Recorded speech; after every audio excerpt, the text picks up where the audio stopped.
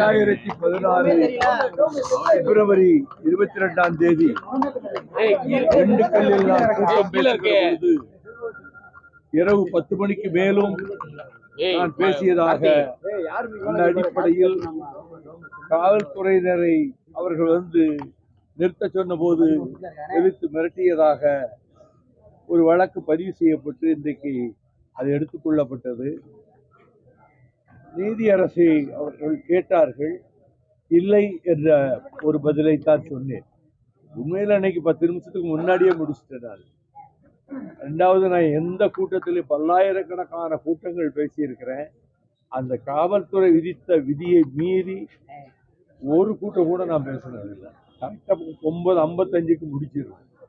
அதனால ஒன்றும் இல்லை. அடுத்து வாய்தா போட்டிருக்காங்க பிப்ரவரி 5ஆம் தேதி அன்னைக்கு நான் வரணுமா இல்லையாங்கிறது வக்கீல் சொல்லுவாங்க. சீமான் பிரபாகரன் கூட எடுத்த போட்டோ வந்து மார்பிங் பண்ணப்பட்டதுன்னு சொல்றாங்க. என்னன்னா சீமான் பிரபாகரனை வச்சுதான் இப்ப அரசியல் பண்ற மாதிரி பண்ணிட்டு இருக்காரு. இப்ப அந்த போட்டோவே மார்பிங்கிறாங்களே, அதை பத்தி உங்களோட கருத்து என்ன? நான் எதுவும் சொல்ல விரும்பல.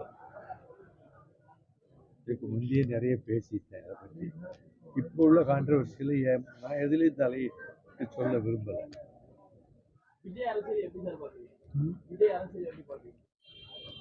ஒரு நெருக்கடியான காலகட்டத்தில் இருக்கு.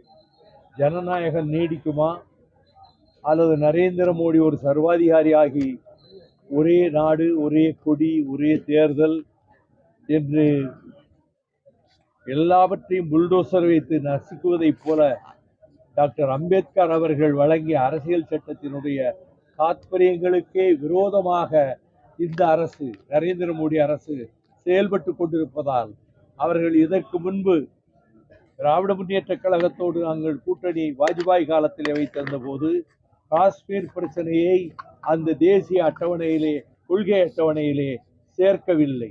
அதை போல பொது சிவில் சட்டத்தை சேர்க்கவில்லை. அப்பொழுது நானும் முரசொலி மாறனும் அதிலே கையெழுத்திட்டிருக்கிறோம் அந்த பிரகடனத்தில். ஆனால் இப்பொழுது அவர்கள் காஷ்மீரை துண்டு துண்டாக்கி விட்டார்கள்.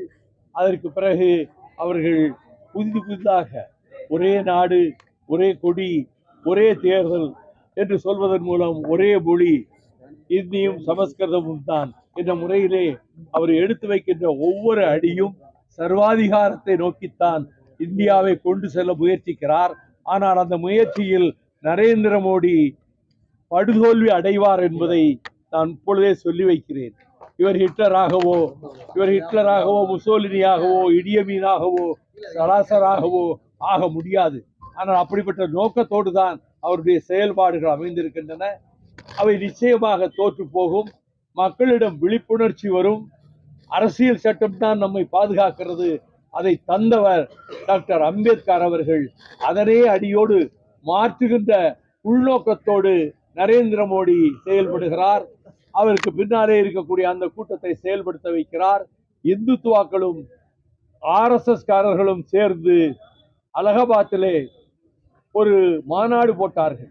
அந்த மாநாட்டில் ஒரே நாடு, ஒரே கொடி என்று இருப்பது மட்டுமல்ல, இந்த பெயரையே இனிமேல் பாரத் என்று தான் சொல்ல வேண்டும், இந்தியா என்று சொல்லக்கூடாது. தலைநகரம் டெல்லியிலிருந்து மாற்றப்பட்டு வாரணாசிக்கு கொண்டு செல்லப்படும். கிறிஸ்தவர்களுக்கு ஓட்டுரிமை கிடையாது, முஸ்லிம்களுக்கு ஓட்டுரிமை கிடையாது. இப்படி அவர்கள் அந்த பிரகடனத்தை 32 பக்கம் அதை வெளியிட்டார்கள். அதான் அவர்கள் உள்நோக்கம். ஆனால் அது ஜனநாயகத்தையே அழிக்கின்ற முயற்சி என்பதால் இந்த நாட்டினுடைய கோடாறு கோடி மக்கள் ஜனநாயகத்தை அவர்கள் 76 நெருக்கடி காலத்தில் எப்படி பாதுகாத்தார்களோ அதை போல பாதுகாப்பார்கள். சென்னை தாம்பரத்துல மட்டும் 17 இடத்துல வந்து செயின் பறிப்பு சம்பவம் நடந்திருக்கு. அதே போல பெங்களூர்ல 2 இரட்டை கொலை நடந்திருக்கு. அதே போல ஆவடியில இரட்டை கொலை நடந்திருக்கு. அப்ப தமிழகத்துல வந்து சட்ட ஒழுங்கு எந்த அளவுக்கு வந்திருக்கு அப்படின்றது, இதைவிட அதிகமான படுகொலைகளும் கொள்ளைகளும் இதற்கு முந்தைய அரசு இருந்த காலத்திலும் நடைபெற்றன. காவல்துறை கண்விழிப்போடு இருந்து ஒவ்வொரு சம்பவத்திலும் 6 மணி நேரம் 7 மணி நேரத்திற்குள்ளாக குற்றவாளிகளை கண்டுபிடிக்கிற அளவுக்கு தமிழ்நாட்டு காவல்துறை வேகமாகவும் விவேகமாகவும் செயல்பட்டு கொண்டிருக்கிறது. பரந்தூர் விமான நிலையத்தை போராட்டம் பண்ணிட்டு இருக்கவங்க விஜய் வந்து சரியான மண்டபத்தில் அவருடைய விருப்பம். அவருடைய உரிமை. அவர் கேட்டாரு, சந்திக்க அனுமதிச்சிருக்காங்க, சந்திக்கிறாரு. நான் அதே மாதிரி தேசிய ஊரக வேலை வாய்ப்பு திட்டத்துல தற்போது வரை வந்து மத்திய அரசு நிதி ஒதுக்கல சார். நம்ம சொல்லியிருக்கிறோம். என்னன்னா புத்தருக்கு கூட வந்து மக்களுக்கு பணம் மத்திய அரசு மாநில அரசை திராவிட மாடல் அரசு நடத்துகின்ற அன்பு சகோதரர் தளபதி ஸ்டாலின் அரசை நெருக்கடிக்கு உள்ளாக்க வேண்டும் என்ற நோக்கத்தோடு தான் நமக்கு கொடுக்க வேண்டிய நிதியை ஒரு கட்டத்திலும் கொடுக்காமல் அவர்கள் திட்டமிட்டே காலதாமதம் செய்கிறார்கள்.